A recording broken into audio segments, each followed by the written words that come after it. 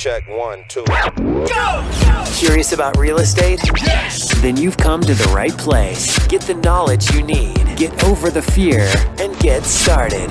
This is the Michael Quarles Real Estate Show with your host, Michael Quarles.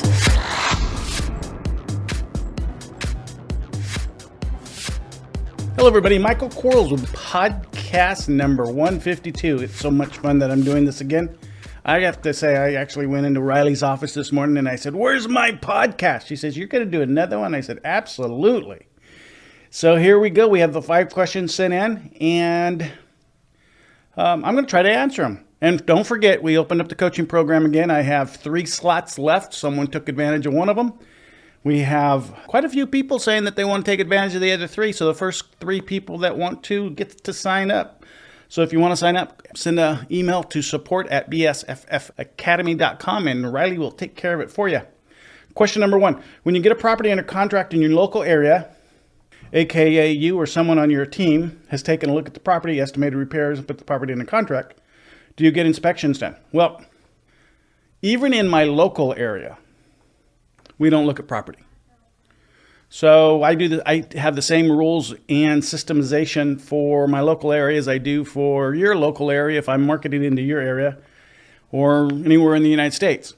We are going to get the property under contract based upon our 7 data sets and what the seller tells us. Relying on what the seller tells us is a very, very important part of what we do from a contractual perspective and renegotiation perspective, because if someone said they think the house is worth $200, it comes back only worth $180, we can now renegotiate that $200 because it was their opinion. Their opinion was wrong. So I'm not going to look at the house in my local market. I'm not going to send anybody out there except for the BPO agent and eventually an appraiser. That appraiser and that BPO agent, part of what they do for us when they do an as-is BPO and an as-is appraisal, is they're going to give an estimate of repair costs to take it to ARV. So now they're not contractors. Now the appraiser is going to be a little bit more in tune with development costs than possibly the BPO agent is. But remember, a BPO agent is born from the REO business, and they do a lot of REO BPOs, and lenders rely upon their estimates for work. And so we always want to make sure we rely totally on the appraiser and their report. But the BPO is going to be pretty good as well. And remember, you always want to do an interior BPO, not an exterior only. An exterior is just a drive-by. We want to see inside of the house. We want to have those pictures. Although when we talk to the seller, question number 18 on the right in the Alex script is, can you send me some pictures? So we want them to actually use their camera phone, go outside, take some screenshots, and go in the backyard, take some backyard shots, go in the rooms, take some room shots. Really valuable information. Think about it this way. Imagine you get a picture from your seller and you see boxes being boxed up, ready to go, like they're packing and ready to go.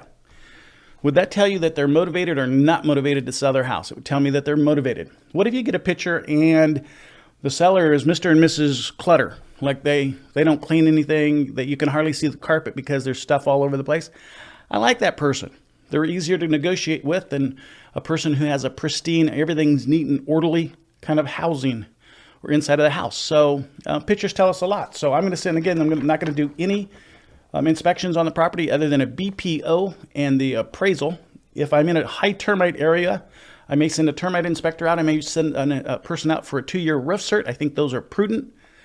However, my BPO and my appraiser is going to give me a lot of indication whether or not I need to do that. So if it comes back and the appraiser says, and they have a figure for roof certification or roof repair, then I'm absolutely going to send it out to the roofing contractor. And same thing with termites. Good question. Question number 2. So if so, what basis do you use to determine the inspections to get? Gosh, I should have read question number 2 before I answered it in question number 1. And again, it's all going to be based upon what my BPO and my appraiser says they think the repairs are going to be. So if I see something dramatic, and sometimes you will, porch falling down, that kind of stuff, wood rot, that kind of thing, well, that's going to tell you that you're going to need to send out somebody to look at the wood rot. That's going to be a termite inspector in California. Some other parts of the country could be just a home handyman, that kind of thing. But those 2 reports are going to give us whatever indications that we need to gather more reports. And fall forward. Remember, in appraisal, they're also looking at it for lending requirements, like for FHA and that kind of thing. So FHA, one of the things that you need to look for from an FHA appraisal perspective, of course, chip paint. And then if you have a perimeter foundation, not a solid slab foundation, is that house 12 inches above the grade of the earth. And sometimes, especially if it's an older residence, just because of the way that water runs and water holds sand and dirt, you'll notice that some houses, although at some point in their existence they had the 12 inches of crawl space accessibility, over time that 12 inches has been covered up as the rain comes and the water brings in additional dirt underneath the house. And so you'll just have to send someone underneath there and dig it out. It's not the most fun thing to do, but it is what it is. And one of the nice things about the termite inspection is they're actually going to try to get underneath the house, because they're going to look at all the pier blocks and any of the reinforcement that holds the house up to see if there's any wood rot and any kind of damage like that. And if they come back to you and they say that you have some pier blocks that need to be reinforced and the earth needs to be dug out, they're going to tell us. And you just hire someone to do it. It's not fun, but it's something that has to be done. Question number 3.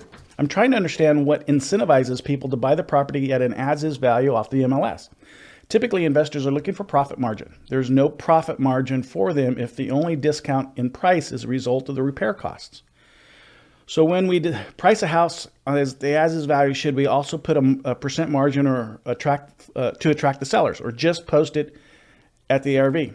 If the latter, could you explain the reasoning behind it? Never put anything at the ARV because I don't want to do it. So I'm always going to put it at the as-is value. The as-is value is what the appraisal says it's worth. And what incentivizes an investor to buy it? Now,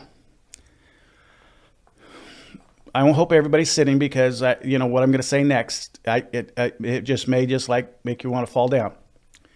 But you and I are not normal.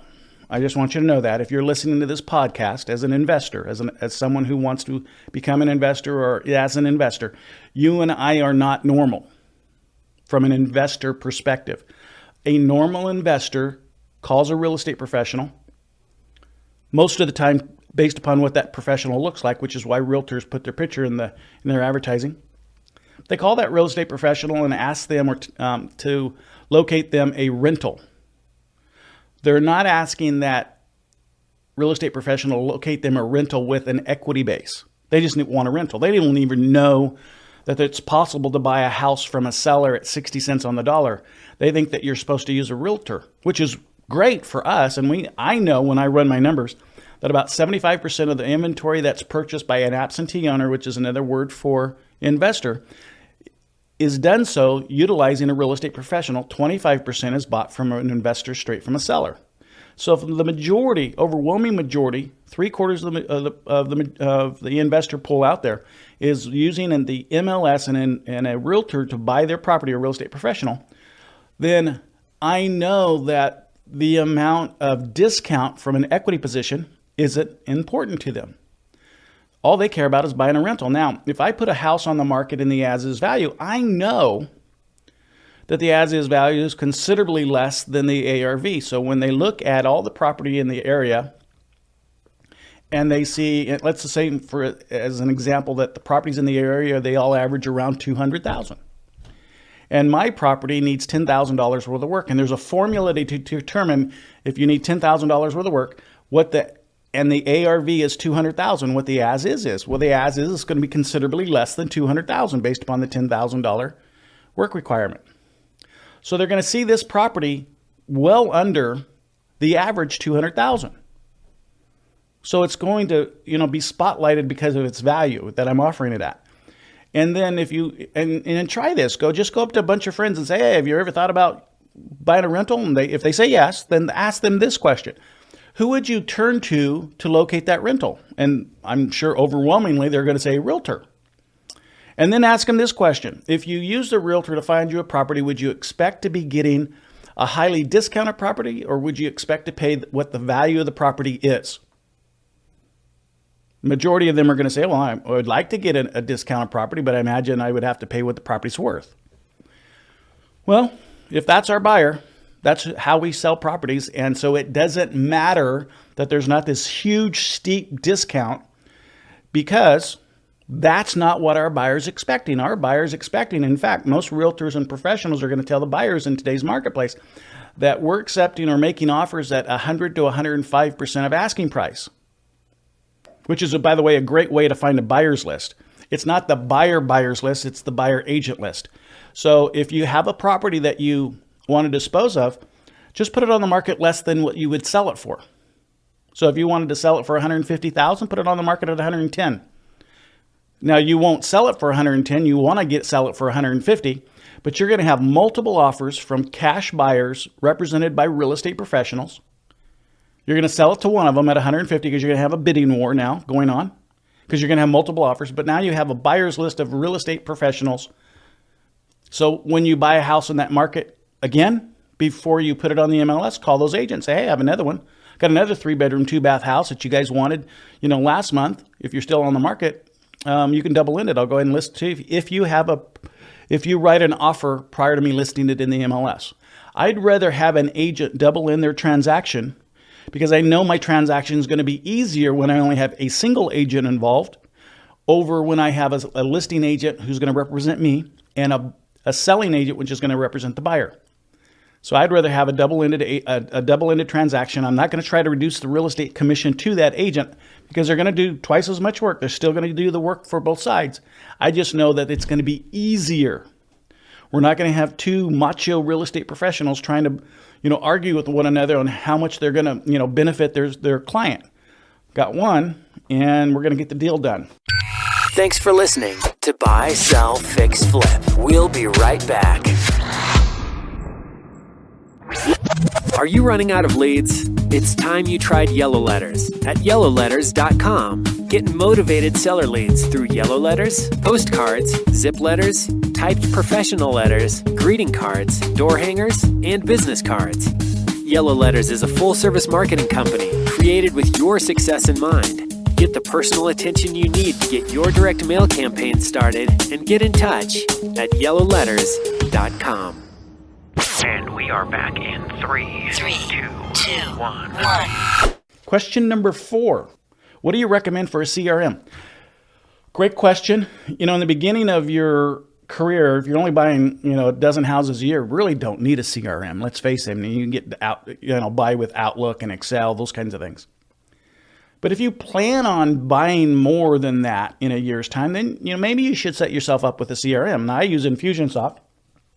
In fact, we have Infusionsoft, our program that we developed for real estate professionals, available on our bsffdailydeals.com site. It's like $6,000 plus a monthly, but it's stuff full of all of the actionable items that are necessary to be in the real estate investment business, from the scripts to the buying scripts to the follow-up campaigns, to the tagging, to the email campaigns, the texting campaigns. It's all integrated with our pay-per-click, our email, our phone system. Then, from the time you buy it to the time you resell and all that kind of stuff is all integrated into the system. So it's a pretty powerful kind of thing. So I would use Infusionsoft. The problem with Infusionsoft, if there is a problem with Infusionsoft, is after you get about 100,000 prospects, it's going to be too little. But what a great problem to have, is to have 100,000 prospects that want to sell you a house. The other problem is that it starts off as a canvas. So if you don't know a lot about programming, and not like PHP type of programming, but just website programming in general, how to build things, the logic behind if you do this, that, and want to do that, then how do you make it do that after doing this kind of thing? If your brain isn't set up for that, then don't try to do it on your own. Look at the product that we have over at the bsffdailydeals.com site. It may be something that you'd want to venture into because, again, it's all set up. On a monthly basis, we monitor it for you to make sure that it's working correctly for you and what you want to get out of it. And again, it handles everything from the moment the phone rings, pops the Alex script up. The Alex, of course, takes the information based upon the information obtained from the Alex. And then tags happen, which tags are important because it launches campaigns, and campaigns are important because without a campaign, you can't follow up. So the campaign's going to say to an Alex, say, for instance, we didn't make an appointment to buy the house. Then it's going to ask them to follow up on, so many days, and then 15, 30, 60, 90. If we made an appointment, then it's going to go to the Ryan stage. It's going to let the Ryan know. It's going to tell one of the Ryan leaders to do not a CRM, but CMA, that 7 data sets. And then it's going to have the Ryan scripts. When they call them back, they know what to say. And then if they get a contract, it's going to launch to the DocuSign, and it's going to launch that. And we're going to send out the contract. We're going to get the contract back. It's going to know that. So it's going to launch another series of things to do for the transaction coordinator. And it just does everything. So you may want to capitalize on that system that we have available. Question number 5. Do you suggest using average or low when searching comparables on fastweb? Fastweb is a free service that I use that is supplied to us by First American Title. And what it does is it gives us property profiles nationally. It has about 94% of the properties that are out there nationally. It doesn't have Kansas. So if you're in Kansas, sorry, but you already know that you have a state that you can't have data on. But other than Kansas, it gives us a lot of information on housing and comparable sales and prices and features in that property. I don't use average and I don't use low. So the question is do you look at fastweb and the comparable sales, and it's going to say, well, here's the average, here's the low, and here's the high. Those are really only good to me because from an average perspective, I want to make sure that my house fits within the average, but I don't use it to determine value because it has nothing to do with value, because the average may be a 2,000 square foot house and mine's 1,500 square feet. If I use the average, it wouldn't make any sense. And so if I look at the low, and the low is, well, it's a 1,200 square footer, that's the low, but mine's a 1,500 square footer. Mine's a 3 and 2, and the low was a 2 and 2. Well, it's not gonna fit. So I have to, and when I look at my comparable sales, if I'm not doing my 6-packs, I have to look at like type properties. So the same bedroom, same bath, square footage, 200 feet up and down, quarter mile away, 5 years of year built, like type construction. So that's what I'm looking for. And then from a purchase last 6 months. So that's the kind of stuff I'm looking for. But I'm not using averages or lows or highs to determine my valuation. I'm looking at, if I have a 1,500 3 and 2 built in 1964, and I'm looking for things that have sold in the last 6 months that are 13 to 17 square foot, 100 square feet, 3 and 2, 5 years of the year built. And those are the comparables that I'm looking for. And then that tells me a lot. But without doing the 6-packs, you really are going to start relying on your BPO, which I think you should do anyway, and your appraisal to do the 6-pack for you. The appraiser's absolutely going to do a very thorough 6-pack, although they're not going to go knock on doors. They're going to call real estate professionals who sold the house and ask them a series of questions about the house that they sold to determine what the subtractions and the additions are for the amenities in that house that was sold as it compares to the subject property. So be very, very careful not to just go based upon numbers. Make sure you understand what those numbers represent. And because you can't take a house that was built in 1960 and compare it to a house that was built in 2006, even though it was within a quarter mile, even though bedrooms and bathrooms and square footage are the same, and even though from the outside of the house, the architecture was the same. You just can't compare the two because you have different codes that are required now that weren't required in 1960. And when you start looking at housing, there are a lot of people that will tell themselves not to buy anything. And I think it's 1974, it could be 78, when FHA, some of the code structure for new housing was developed, because the houses after that period, and you Google it, I don't remember which year it is. I think it's 74, but it could be 78. And it could be another year. So who knows? But those houses were built a little bit better than the houses prior to that. And so there are some investors that will say, hey, I want to put a limit on the age of my house.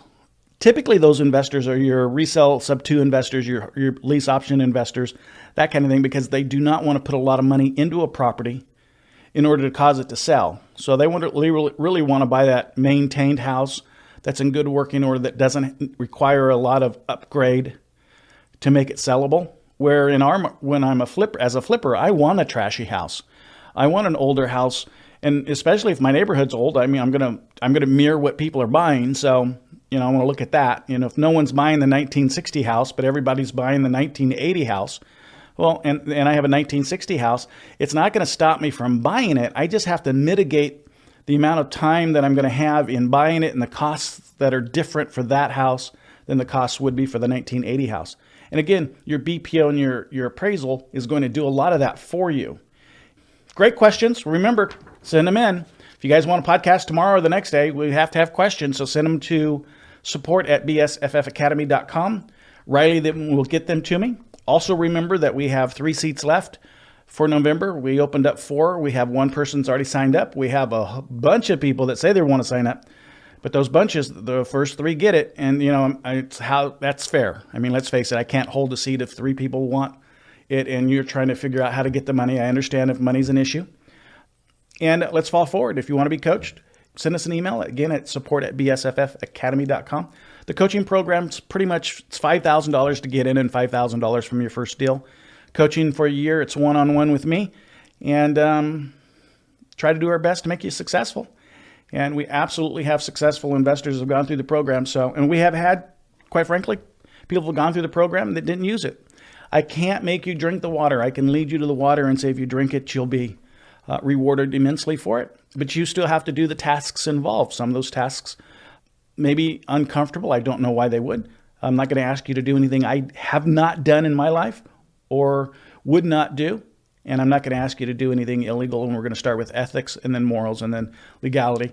So I kind of figure if something's ethical and moral, it should be legal. But something can be legal without being ethically correct or morally correct. And so we always place ethics and morality before we ask ourselves if it's legal. But it has to be all 3. So if that sounds like something you want to do, give us a holler and we'll fall forward. Talk to you guys soon. Thanks so much. Bye-bye. Thanks for listening to the Michael Quarles Real Estate Show. Get more info and stay in touch at michaelquarles.com.